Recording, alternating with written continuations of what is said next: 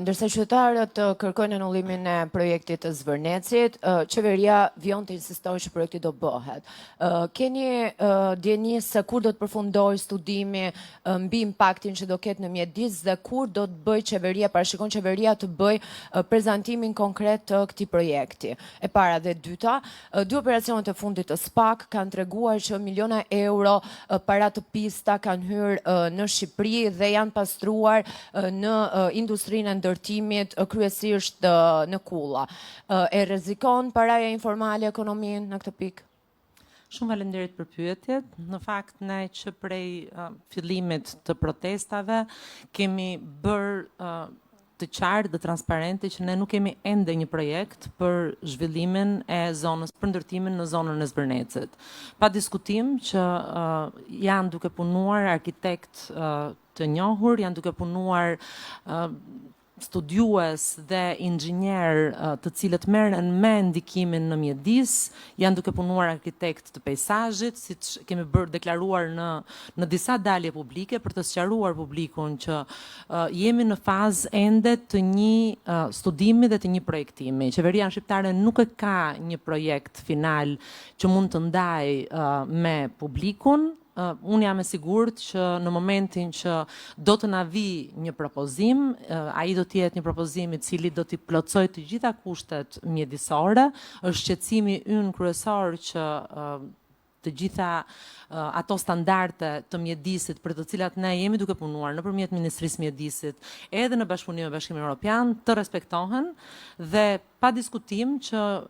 është në qëllimet tona që projekti të miratohet, projekti të vazhdojë, pa diskutim brenda gjitha kushteve dhe standardeve që Bashkimi Evropian ka. Unë do t'ju kujtoj që ne kemi një proces të nisur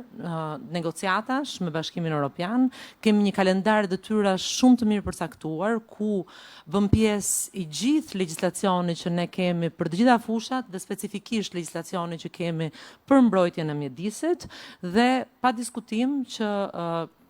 do të pra në momentin që do të na vi një projekt i cili do të ketë një studim të impaktit në mjedis, do të analizohet nga strukturat e qeverisë dhe do të bëhet transparent pa diskutim. Por sigurisht që ne duam që një projekt i kësaj përmase financiare të vinë në Shqipëri, jo vetëm për parat që ai sjell në ekonominë shqiptare, jo vetëm që për ndikimin që ai sjell në ekonominë shqiptare,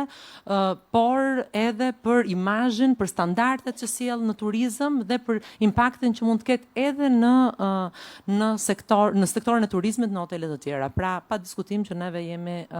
mbështetës të vijimit të zhvillimit të projektit, sigurisht sipas çdo kushti dhe standardi. Më falni se më lindi një pyetje tani që u dëgjova. Duke qenë se ju thoni që nuk keni projekt, nga nxirrni shifrën 4 miliard euro që do jetë ndikimi në ekonomi. Se unë mund të them mund të jetë 5 miliard, mund të jetë 6 miliard. Po në fakt edhe mund të jetë miliard, 4 miliard ka qenë një projekt i cili është dorëzuar më parë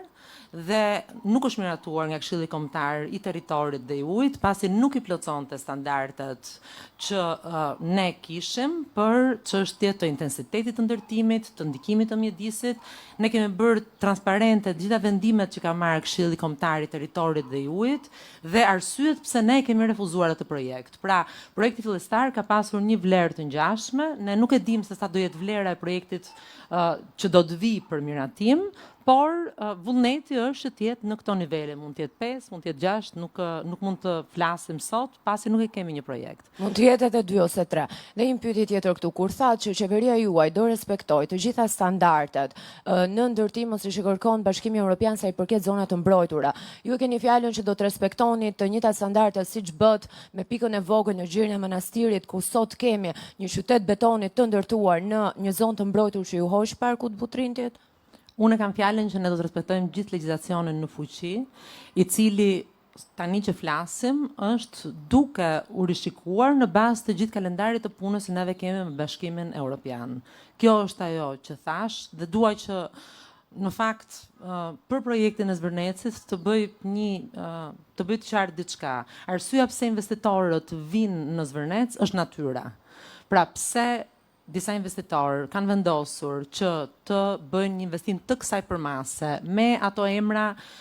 brand hotelesh neve kemi përmendur në disa raste, është sepse është ajo natyrë dhe është në interesin pa diskutim tonë që ne të mbrojmë natyrën, por është në interesin e tyre për nivelin e turizmit që duan të sjellin në Shqipëri, që natyra të ruhet dhe të mbrohet sepse është një vlerë e shtuar për projektin. Pra, kjo është ajo që thash unë. Nga ana tjetër kishte një pyetje tjetër që lidhej me sektorin e ndërtimit dhe me luftën kundra parave të pista apo parave, pra lufta kundër parandalimit të pastrimit të parave. Ne kemi prej vitesh institucione të cilat merren me analizën e tregut e sektorit të ndërtimit dhe të burimeve të financimit të sektorit të ndërtimit. Drejtoria e përgjithshme e parandalimit të pastrimit të parave kryen studime të her pas hershme në lidhje me sektorin e ndërtimit, duke qenë se është një sektor që në të gjithë vendet e botës ka pikpyetje dhe mbahet në monitorim për sa i përket potencialit apo mundësisë për parandalimin e pastrimit të parave. Unë nuk mund të flas për një çështje e cila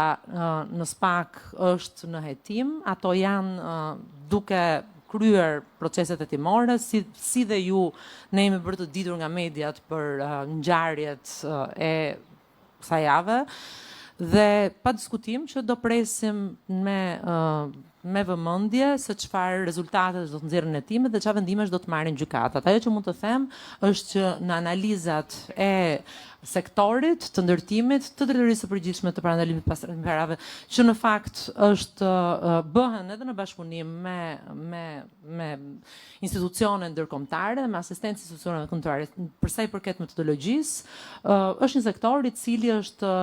thellësisht financuar nga sistemi bankar dhe është, siç thash, në fokus të analizave të monitorimeve të her pas hershme, pasi patjetër që është një sektor me risk në të gjithë botën, jo vetëm në Shqipëri.